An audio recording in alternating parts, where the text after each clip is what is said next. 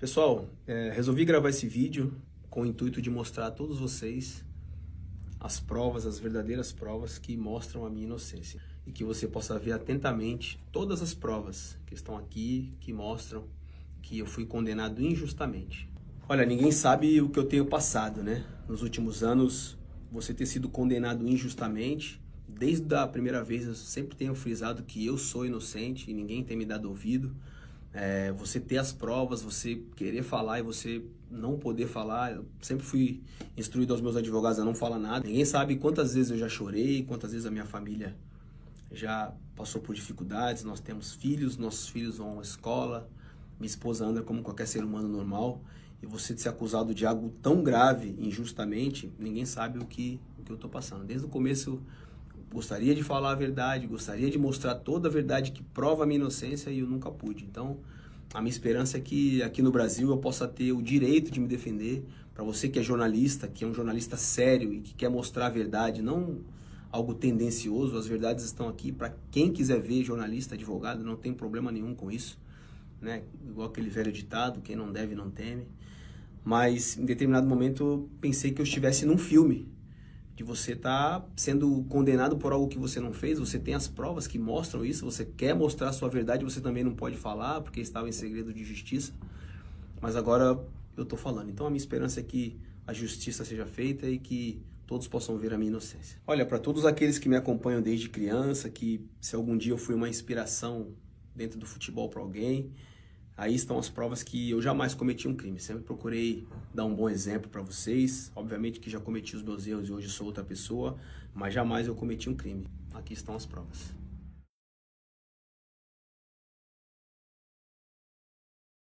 Era uma noite tranquila, como qualquer outra noite. Era um café, se o café se chamava, um local que na época era um local bem tranquilo, bem familiar. Tinha outras famílias, uma noite de pagode, como era um grupo de pagode que eu gostava, que há 10 anos atrás eu curtia. E nós resolvemos ir no pagode, né? Em determinado momento do pagode, a minha esposa decidiu ir para casa. Como eu ia treinar no outro dia, falei para ela que ia ficar poucos minutos a mais e depois eu já ia embora. Logo em seguida, né, eu desci para tocar. Sempre, quem me conhece há muito tempo sabe que antigamente eu gostava de música, de samba. Estava tocando o meu instrumento. E uma mulher se aproximou, normalmente, tivemos troca de olhares, né?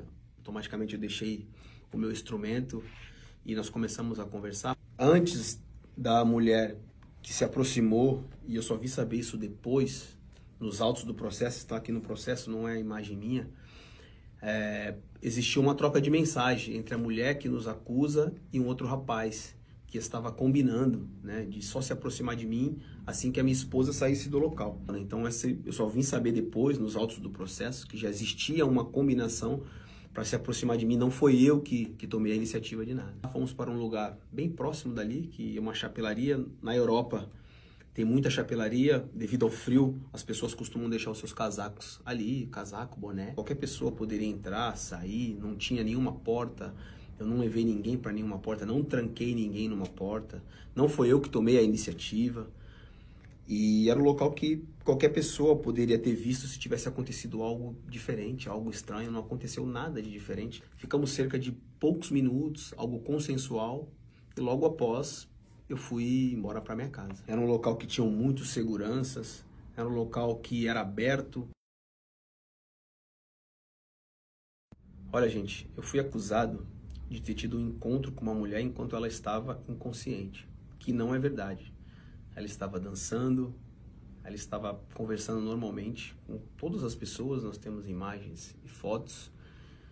Ela conscientemente foi comigo e teve um encontro rápido e superficial. Até hoje, o que as pessoas pensam é que quando eu tive um encontro com ela, ela estava desacordada, ela estava no chão, ela estava inconsciente. Não foi nada disso, não foi nada disso. Ela estava totalmente em pé, consciente, dançando, rindo, se divertindo como qualquer outra pessoa faz em uma discoteca num dia normal. Não teve nada disso e as imagens mostram isso, né? Não foi nada de violência, ninguém abusou, não peguei nenhuma garota à força, nunca faria isso na minha vida. O local tinha outras pessoas próximas, outras pessoas que poderiam ouvir se ela tivesse gritado, dito para, não, alguma coisa. Isso nunca aconteceu.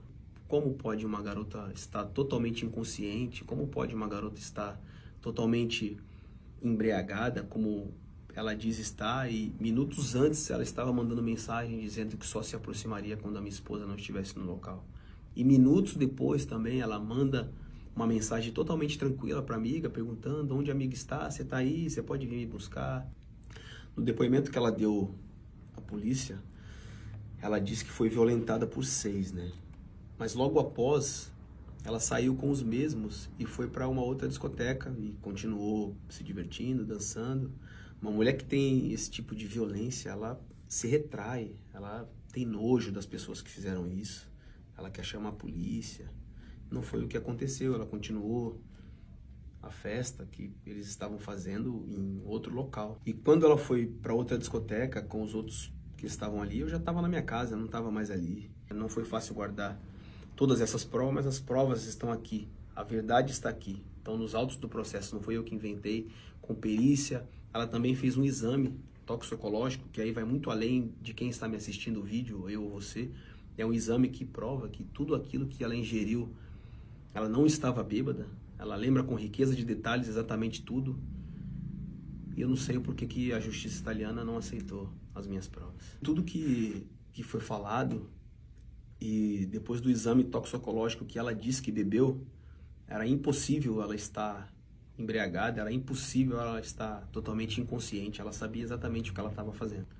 E para provar que eu não tive nenhuma violência sexual com ela, e jamais eu abusaria, eu falei a verdade, eu estava lá com ela, foi um encontro rápido, mas nem o meu teste de DNA estava lá. Eu poderia ter mentido se eu fosse uma pessoa mentirosa, se eu estivesse querendo esconder alguma coisa, mas eu não menti, eu falei a verdade desde o começo, e o meu DNA nem apareceu lá. Eu fiz o teste de livre e espontânea vontade, fiz tudo aquilo que foi determinado, mesmo sem ter o meu DNA lá, eu ainda assim fui condenado.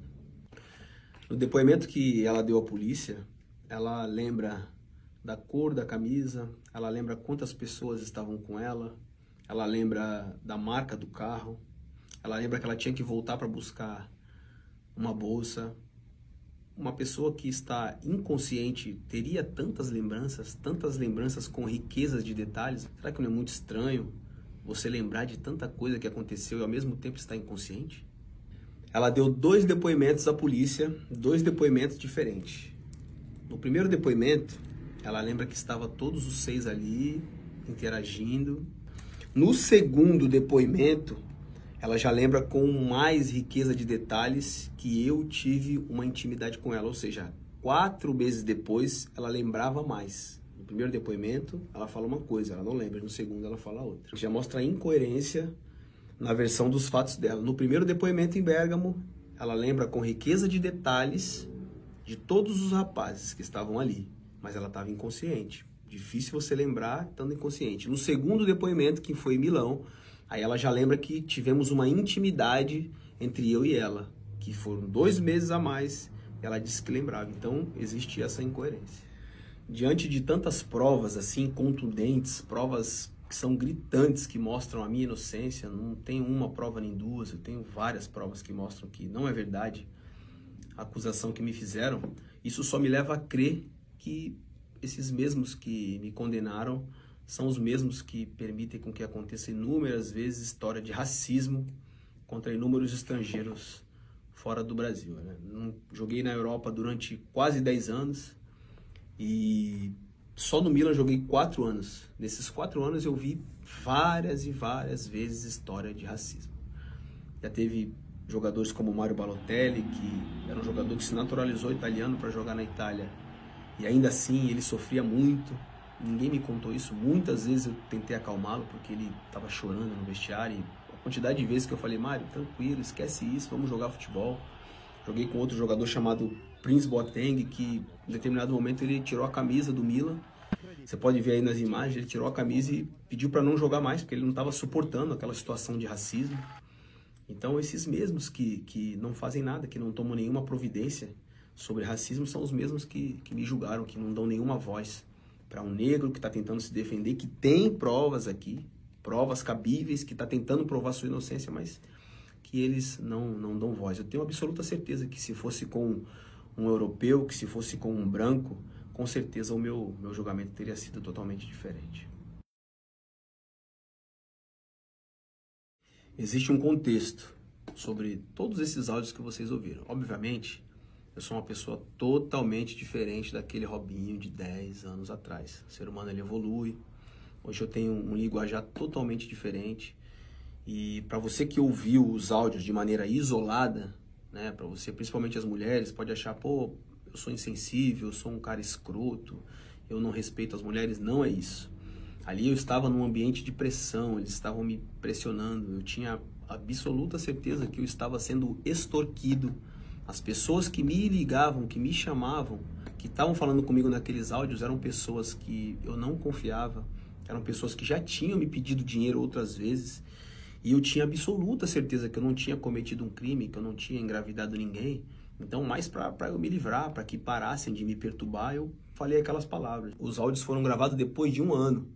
Obviamente, né, eu naquele momento, jogador de futebol, depois de um ano você não lembra de exatamente tudo aquilo que você fez, com quem você anda.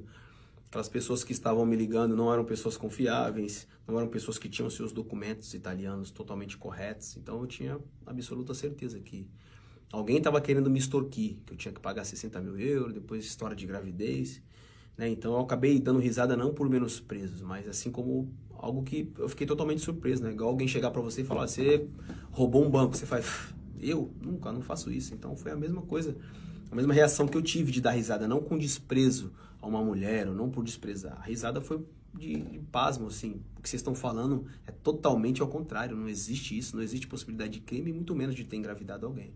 O encontro que eu tive com ela ali, que foi algo superficial e rápido, eu nunca neguei isso, mas você ter um encontro consensual com uma garota e você cometer um crime, existe uma distância muito grande. Isso nunca aconteceu. Então, por isso que nos áudios que eu falei, que palavras de baixo calão, acabei dando risada, foi porque eu tinha absoluta certeza que eu não tinha cometido nenhum crime e que também não tinha engravidado ninguém.